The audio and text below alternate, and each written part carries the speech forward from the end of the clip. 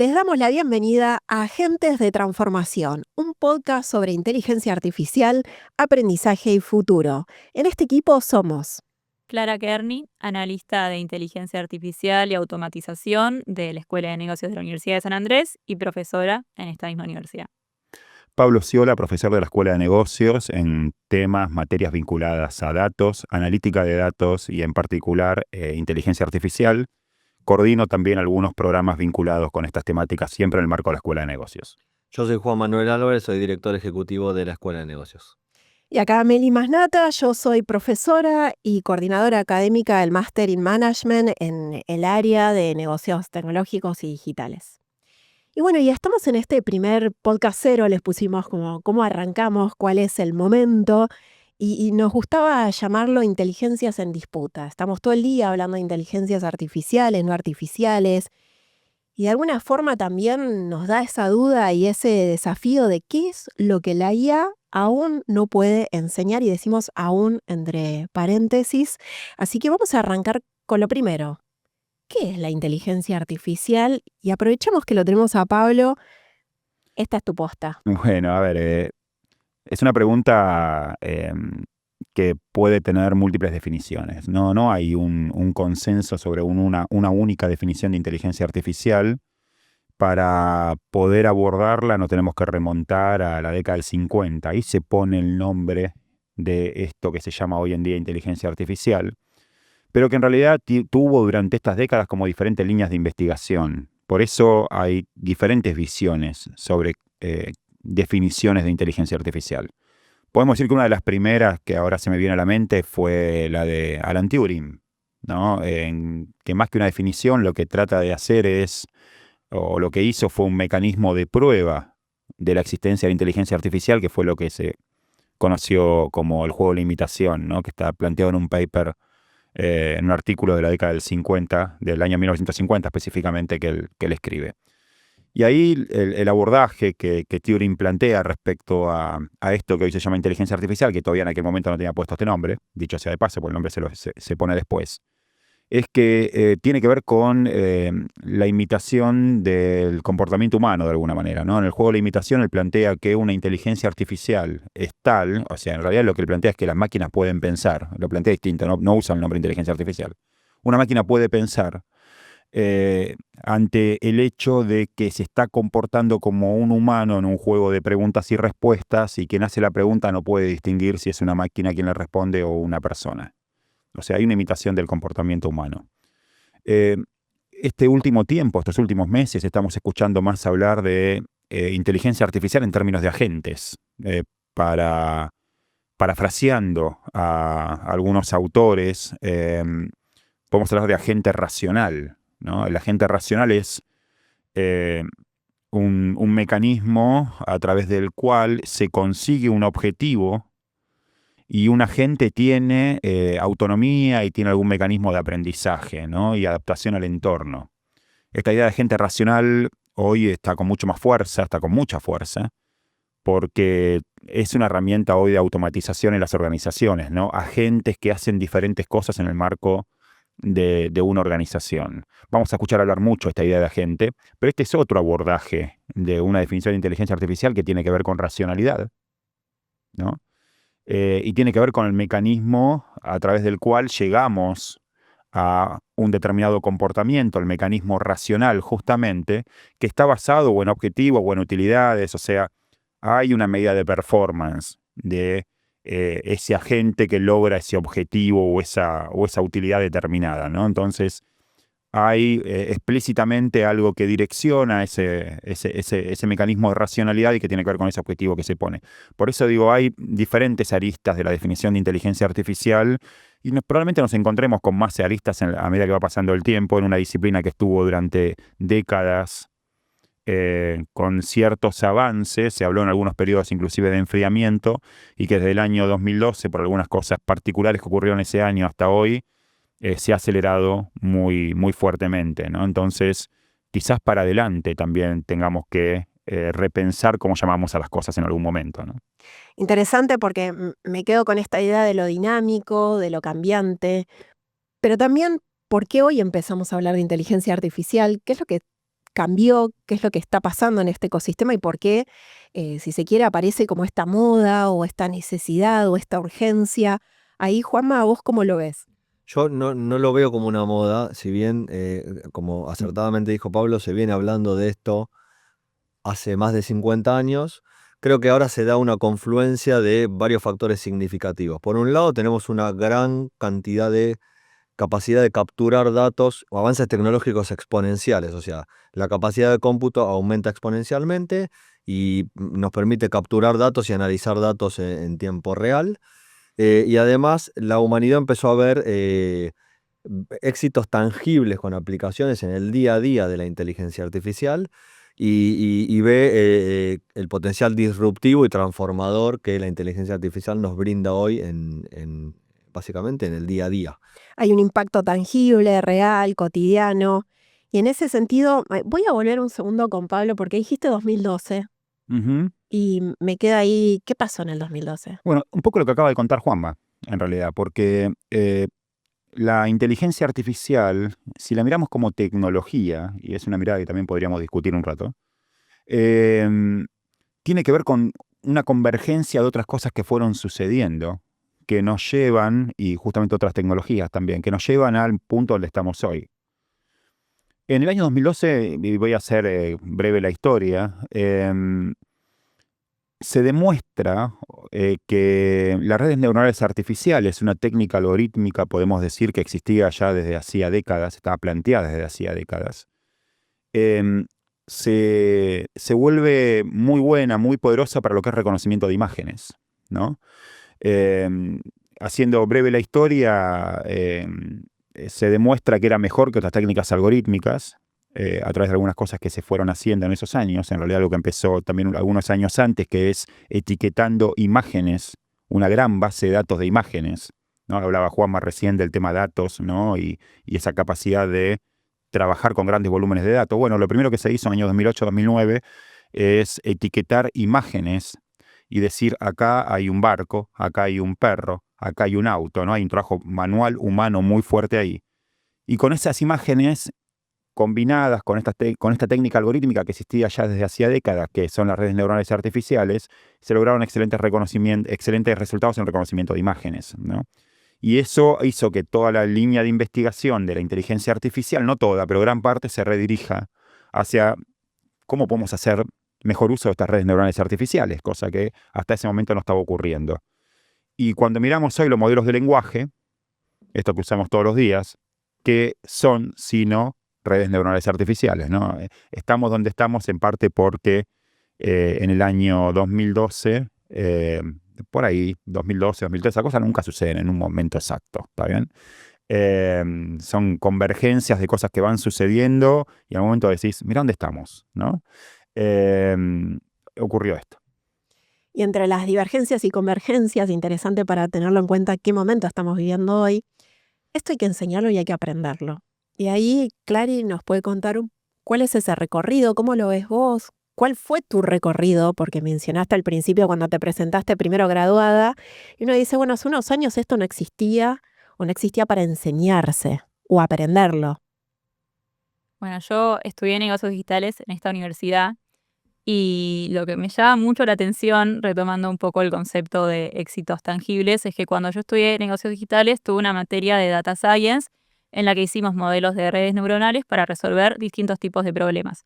En ese momento no existía todavía ChatGPT, que creo que fue el éxito tangible como más visible de los últimos años.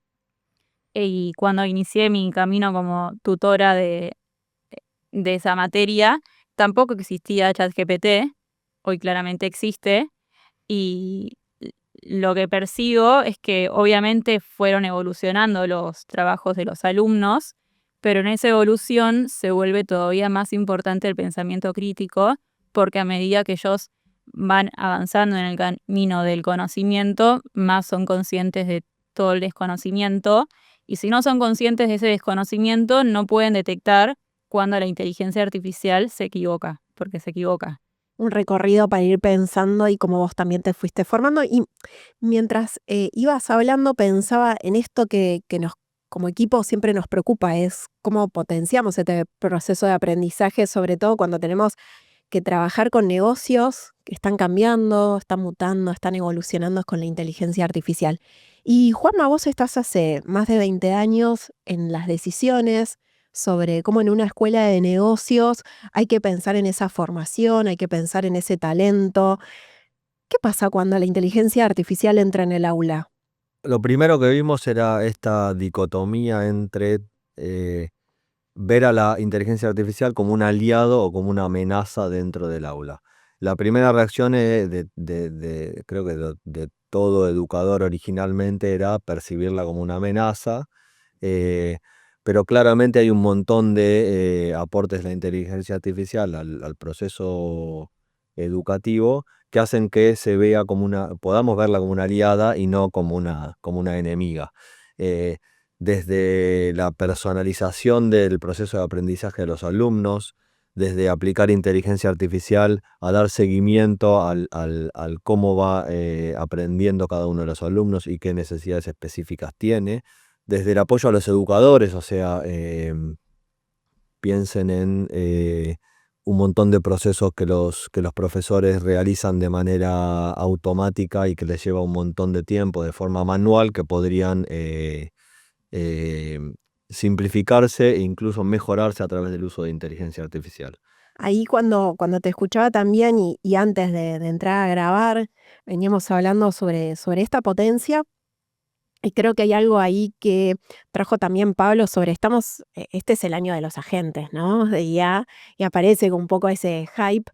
Pero, ¿por qué no reemplazamos a todos los tutores, docentes y demás con agentes virtuales? ¿Cuál es la decisión? Y ahí primero te escucho a vos, Juanma, y después vamos a ver qué piensan personas que están enseñando estos temas. Originalmente la idea no era mala de crear un tutor virtual de una materia. Hicimos algunas pruebas. Hasta ahora creemos que el educador ser humano es irreemplazable. Con Pablo nos pusimos a trabajar en un agente, en un tutor virtual de una materia específica. Hicimos una prueba. Y si bien el tutor virtual nos entregaba respuestas coherentes, no alucinaba y respondía a los alumnos en un entorno normal dentro de la materia, entendimos que el valor agregado del tutor o del ayudante de cátedra ser humano aún es infinitamente superior que una inteligencia artificial. Y hay algo que habías mencionado antes en el backend o en el backstage, que es esta integridad académica, ¿no? ¿Cuál es la responsabilidad dentro de este camino y este recorrido? ¿Qué piensan ustedes también en relación a esta experiencia y ese momento como de hype, ¿no? Y lo podemos también discutir, ¿no? En qué momento estamos de la tecnología, nos subimos, no nos subimos, y qué pasa con este rol o los roles que cambian, particularmente con el rol docente.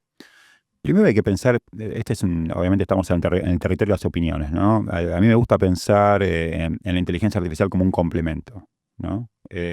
Como una herramienta que está a disposición y en todo caso hay un uso más o menos consciente de la misma.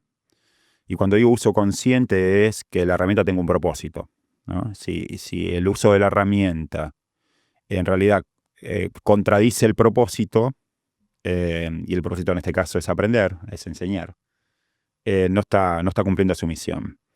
Después la discusión respecto a si la inteligencia artificial está en el aula, qué podemos hacer nosotros respecto a eso. A ver, me parece que yo no discutiría ese tema en más de 3 milisegundos, diría en términos tecnológicos. La inteligencia artificial está dentro del aula, va a seguir estando. La idea es que la inteligencia artificial es muy buena infiltrándose por todos lados y haciéndose indistinguible. Y ahí me gusta, vuelvo a lo que hablábamos recién, Meli, del test de Turing de la década del 50, ¿no? La inteligencia es buena, decía, si no la puede distinguir. La inteligencia artificial es buena si no la puede distinguir. Y la realidad es que en cuántas cosas cotidianas que utilizamos hoy en día hay inteligencia artificial. Ahora, eso quiere decir que es una herramienta que nos da la verdad absoluta de las cosas y, bueno, es discutible, lo podemos discutir largo. De hecho, el otro día, hace ya un tiempo, escuchaba esta idea de que en realidad Cuando uno le pide algo a un modelo de lenguaje, es un prompt, todos estamos de acuerdo con ese título. Cuando te responde, se llama completion. No es una respuesta. ¿Está bien? O sea, no te da respuestas. Te da un resultado, un completion, ¿no? ¿Y por qué? ¿Cuál es la diferencia? Bueno, en realidad tenemos que entender cómo funciona dentro un modelo de lenguaje como para poder entender que lo que nos da es un contenido probabilístico, en este caso si es texto basado en lo que aprendió, habiéndose leído toda la internet o lo que sea, pero que no necesariamente es una verdad. Hay algunos juegos muy interesantes que he hecho con inteligencia artificial, donde es muy fácil hacer que se confunda, ¿no? Entonces, también tiene que ver con qué expectativas tenemos del uso de la herramienta. Volviendo un poco a lo que decía Juanma.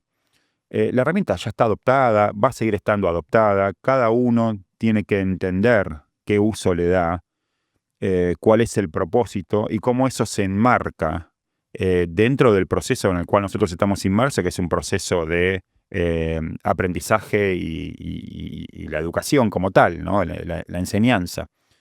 Y en ese sentido, creo que el desafío de nosotros como profesores, o por lo menos lo que yo me encuentro en mi día a día, es qué espacios generamos de utilización, en qué contextos. Y eso tiene que ver con el propósito que estoy buscando como profesor y cómo se inserta la herramienta en ese propósito. Y eso implica a veces, también hay que decirlo, el decir, para esto no usemos la herramienta.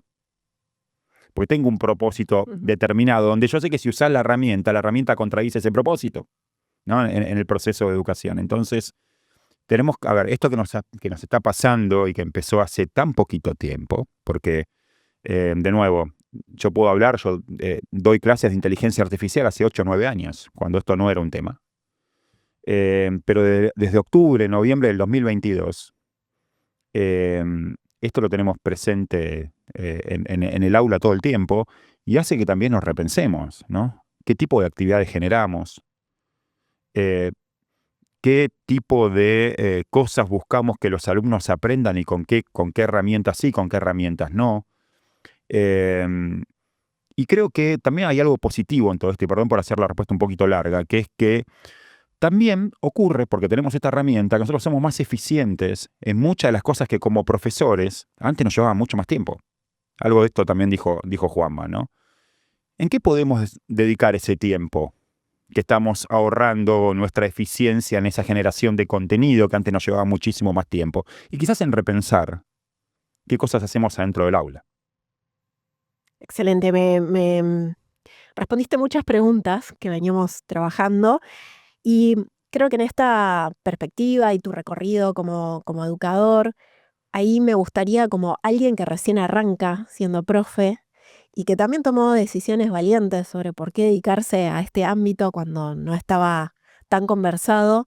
Clary, vos que ahora arrancás en este camino desafiante de la educación, ¿cómo, cómo lo ves? ¿Cómo te ves vos de acá a 15 años? Suena un montón, pero existirá el rol de docente.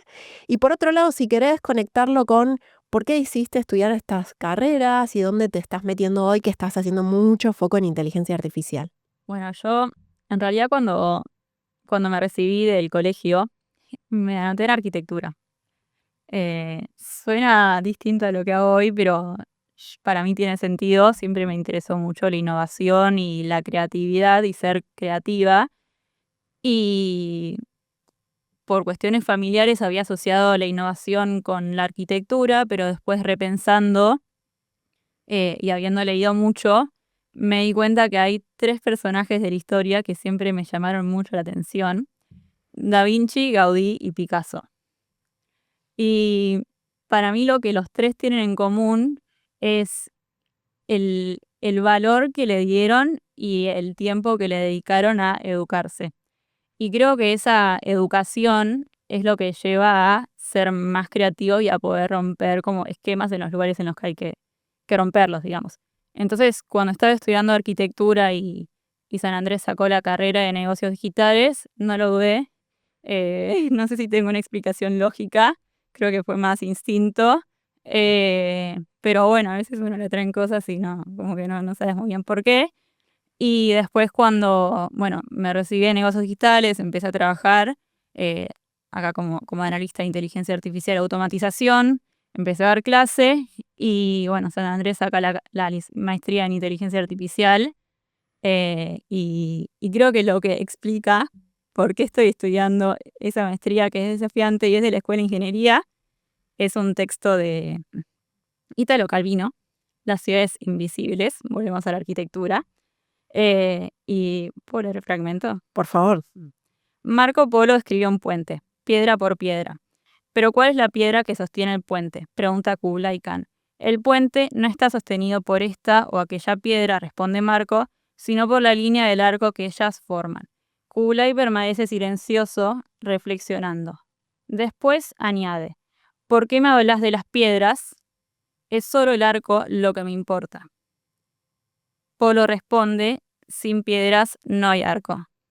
Sí, creo que la frase esa, sin piedras no hay arco, sintetiza como mucho del propósito de la universidad y también de elegir formarse y también elegir formarse en algo técnico y que capaz es fuera de mi zona de confort.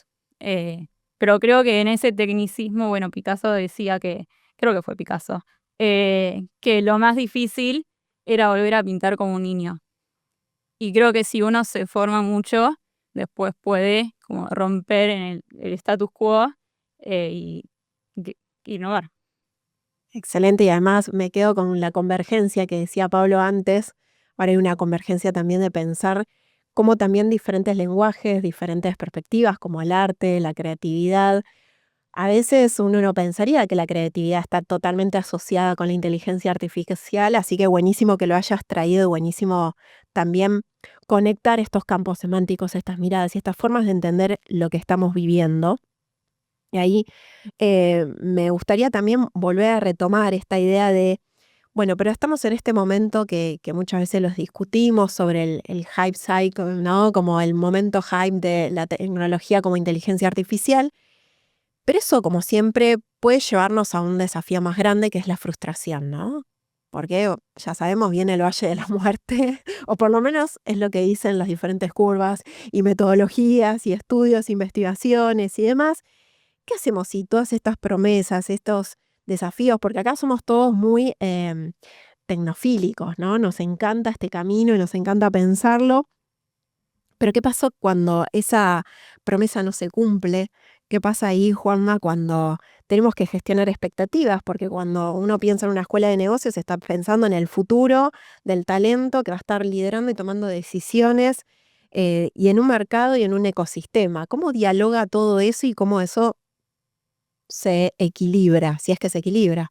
Yo creo que el truco acá es no salir a lanzar carreras innovadoras siguiendo modas a lo loco, sino que sentarse a hacer un proceso ordenado, muchas veces trabajar mucho con las empresas o el mercado, o sea, quienes van a ser los empleadores, en definitiva, de nuestros graduados, y pensar en crear carreras que realmente transformen a la sociedad y a la humanidad.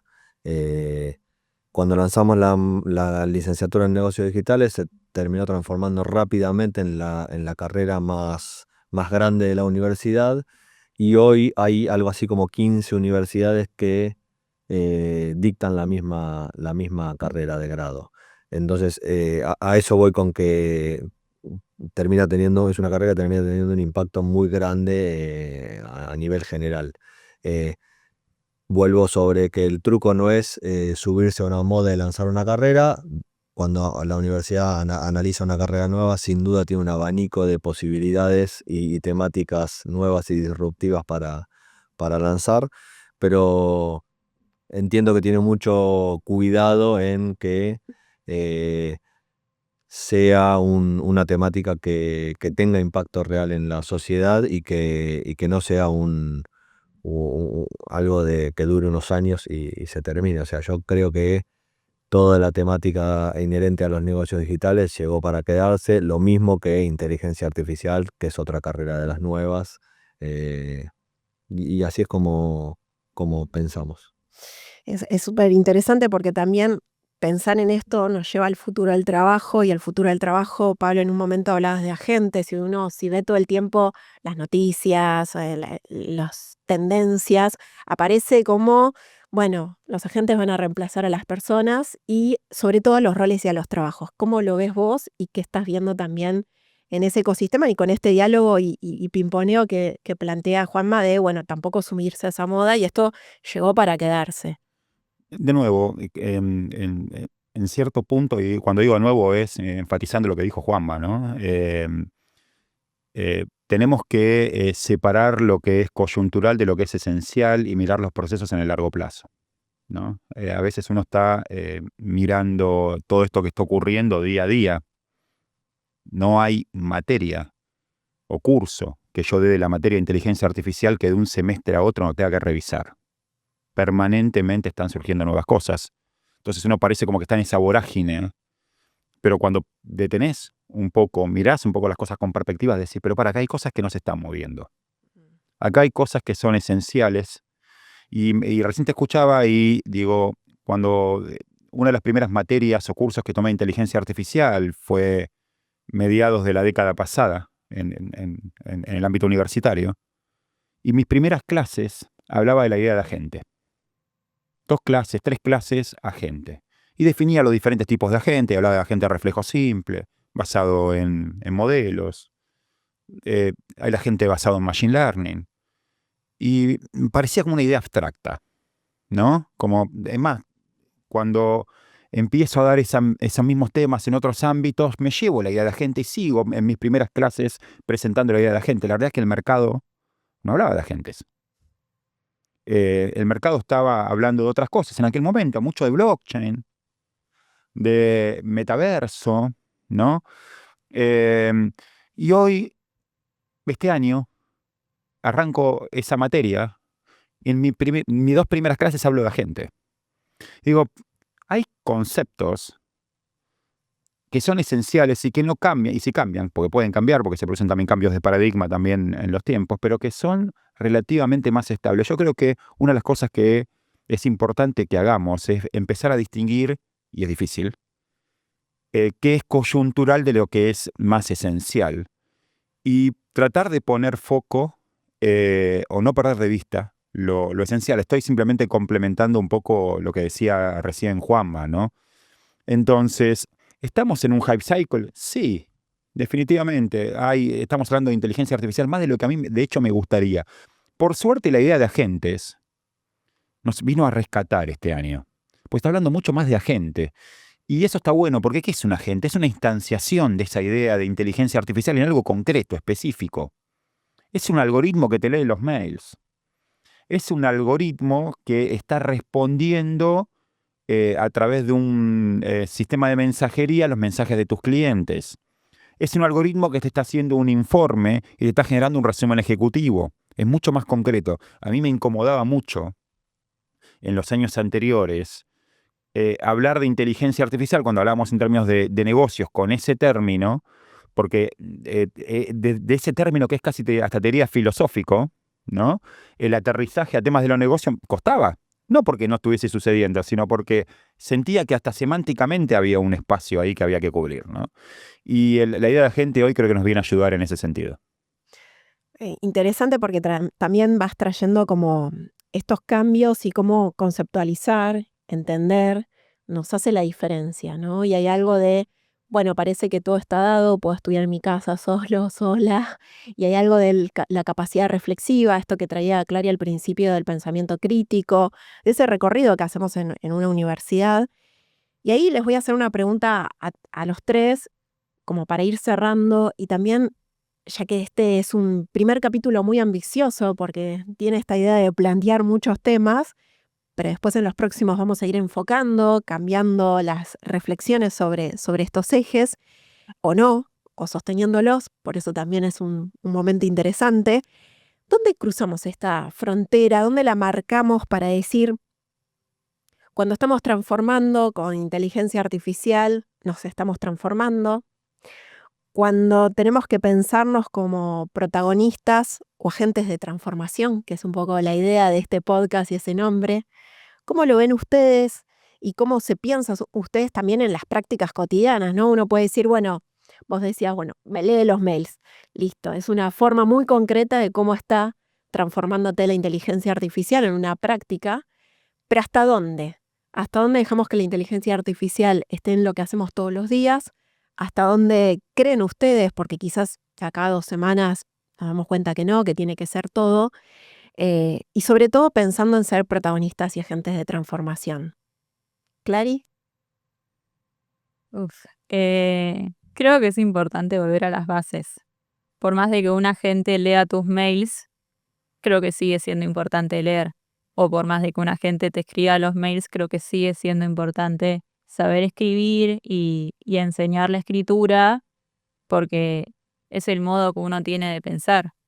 Entonces, para mí el límite es que por más de que hay una gente que pueda hacer ciertas tareas más eficientes, uno no tiene que como entregarle la capacidad de pensar.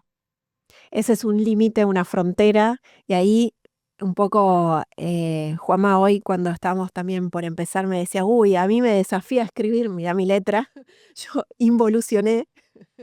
¿Cómo lo ves vos y cómo pensás esa frontera para transformarnos y ser agentes de transformación? Yo creo que la inteligencia artificial realmente transforma cuando se convierte en algo innovador. O sea, imagínense que aplicamos inteligencia artificial a una tarea muy repetitiva y básica y la automatizamos. Bueno, eso es aplicar una herramienta de inteligencia artificial en automatizar algo básico. Ahora, cuando vos creás un modelo de negocio nuevo o cruzás dos tecnologías que no estaban vinculadas normalmente y haces algo nuevo, o optimizás radicalmente un proceso existente con inteligencia artificial, ahí realmente la inteligencia artificial se transforma en algo innovador y por defecto en algo transformador. Interesante también pensarlo en ese cascadeo y en ese proceso. Pablo, ¿cuál es tu frontera y cuál es tu límite? Mira, me quedé pensando en un poco en lo que dijo Clary respecto a que hay cosas que uno no tiene que dejar de hacer, ¿no? Y tengo que decir que coincido un poco con lo que Clary estaba planteando. Me parece que en primer lugar hay que tener la conciencia de que tenemos esto a disposición y uno saber que cuando uno toma la decisión de utilizar algo como herramienta, tienes una decisión consciente de tercerización, ¿no? ¿Qué quiero decir con esto, ¿no? Que quizás en esa tercerización hay ciertas habilidades que estás decidiendo conscientemente delegarlas. Estaba recién acordándome cuando lo escuchaba a Clary que yo era de los que se sabían todas las calles de Buenos Aires, las estaciones de subte, una atrás de la otra, te las podía nombrar, todas las líneas. Hoy no voy a ningún lado sin una herramienta de navegación. Además necesito saber a qué hora voy a llegar, ¿no? Y en ese proceso hoy no me acuerdo exactamente las calles. O sea, me dejo llevar por la herramienta. Lo que te estoy contando es una historia anecdótica, ¿no? Comparado con la relevancia de lo que tiene esto realmente. Pero hay como una tercerización en este tipo de herramientas de ciertas cosas que quizás uno podría haber desarrollado por otro lado. ¿Eso es bueno o es malo? Yo la verdad que de nuevo, como dije antes, tenemos que mirar estos temas con perspectiva histórica y analizarlos en el tiempo, ¿no? Y cómo las cosas se van a ir dando. La realidad es que, como dije antes, en la medida que liberemos más tiempo a través de la utilización de estas herramientas, vamos a poder quizás subir la vara. Me parece que eso es lo divertido de esto, ¿no? Y un poco lo que también planteaba Juanma recién. Bueno, a ver, esto es transformador, no porque te lea los mails. La verdad que, a ver, en forma agregada podemos decir que hay un ahorro determinado de una compañía. Si pone una gente que lee los mails, no sé qué hace con eso. ¿Está bien? En forma agregada por ahí tiene cierto valor. Pero la realidad es que en el mundo que viene vamos a tener que competir con cosas un poco más fuertes, ¿no? Entonces tenemos que pensar nuevos modelos de negocio, tenemos que reinventarnos nosotros como profesores. Cómo nos repensamos todo el tiempo también, ¿no? En términos de todo esto que está pasando. tenemos esto que está ahí. ¿Va a seguir estando? Va a seguir estando. Está buenísimo. ¿Se va a seguir desarrollando? No tengo ninguna duda que se va a seguir desarrollando. Todo indica que las convergencias de tecnologías que se dieron para que hoy estemos hablando de esto, se van a profundizar. Vamos a tener más de esto, más rápido, con quizás mejor accuracy, para hacer un término técnico, o exactitud, o calidad en lo que nos genera. Está también en nosotros cómo seguimos construyendo arriba de eso, volviendo al ejemplo, a lo que acaba de leer Clary, que me encantó, de las piedras, ¿no? Y el puente, ¿no? Interesante, sí, vamos a ir hilando algunos conceptos: conciencia, propósito, convergencia, y sobre todas las cosas, tomando un poco también, y para cerrar lo que decía Juanma, decisión y liderazgo, porque atrás de todo esto hay una decisión y un liderazgo, una responsabilidad y un compromiso muy atado también a lo ético.